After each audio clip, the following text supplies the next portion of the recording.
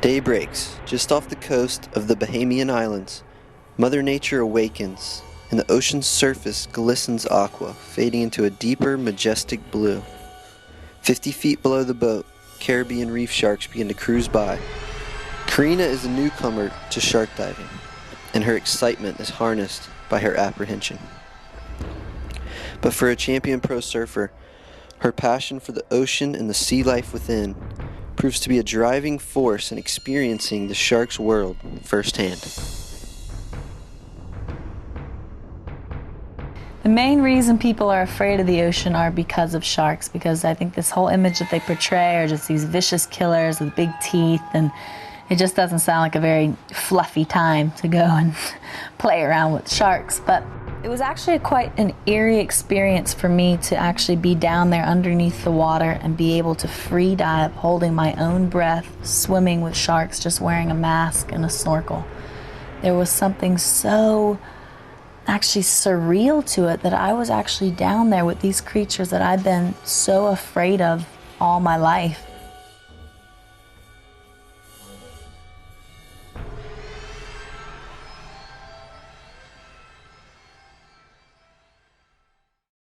I was pretty apprehensive on the thought that I was actually going to be down there swimming with sharks, which I've feared for, the 10 years of my surfing life and this professional life that I live, which you don't really encounter that in other sports. In tennis players, they don't really say we have to cancel the match today, there's lions on the court. But in my world, in the competition side of surfing, there's actually been many occurrences that you have to cancel an event due to too many sharks in the water.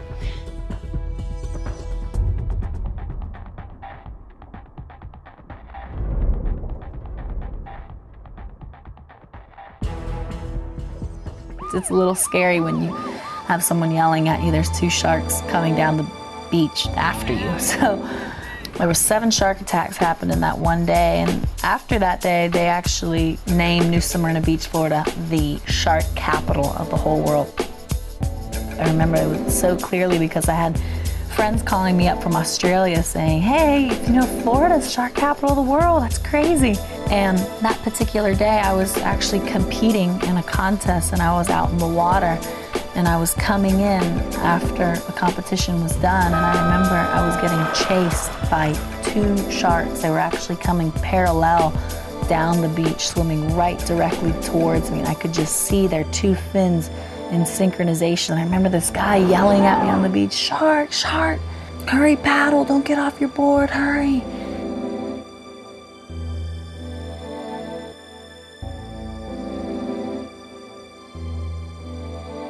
That was really scary for me. That was probably my first encounter. After that, I went on surfing because I think, the love of being in the ocean will surpass any scary thing that lives in it.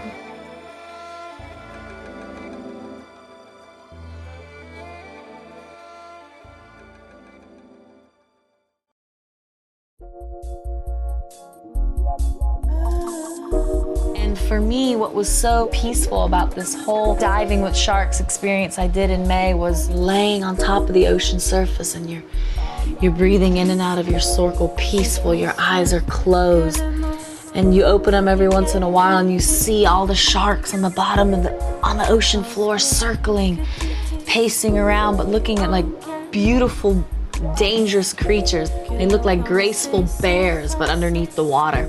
I'm about to go and dive underneath the ocean floor and be in complete tranquility. It is one of the most amazing, soothing, therapeutical feelings. The easiest way I found when you're laying on the water surface prior to your dive is you breathe in like you're breathing in through a straw. Slowly, slowly, slowly breathe in and then exhale. do that about 3 times until you completely feel your heart rate slow down. You feel like a plastic bag that's just drifting in the ocean. And about after the 3rd time, take that last deep breath in, like you're sucking through a straw very slowly and calmly. Actually open up your whole neck, get that last bit of air in, and then go.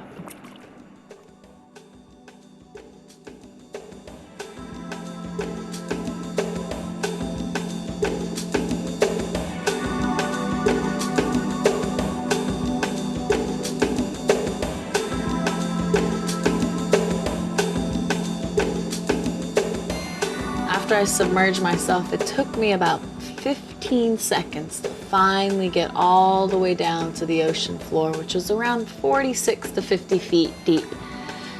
And after coming all the way down, after reaching the ocean floor, about 15 seconds later, there was a big, beautiful coral head, and I remember swimming right through the reeds and right through the soft, flowing grass that was moving gracefully from side to side with the movement of the ocean. And I actually thought I was in a fairy tale. I said, this can't be happening. I was hiding, you know, looking out through my mask and looking at 5 to 8 feet sharks swim right past me. It was the most incredible feeling. So if you remain in this calm motion that you're actually just dancing under the water, you're doing a slow waltz. If you embed that in your head and you actually feel like you're in a different place, it gets a kind of euphoric feeling.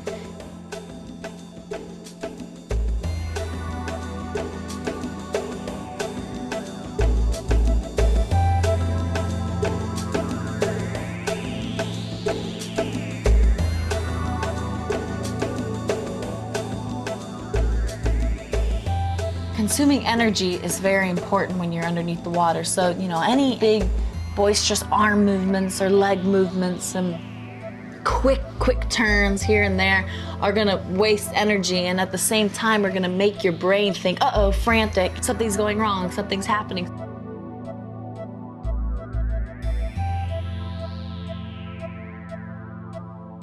We looked at this one clip and we were like, what was that? And you could just make out the silhouette of a body and the silhouette of a shark. And I had not even known. I was swimming back up to the surface and here was a shark actually following me up all the way up to the surface. Probably came around 15 feet from the surface to really wanted to check me out and see if I was potential lunch. But ended up he wasn't interested and swam back down. So that was a little spooky.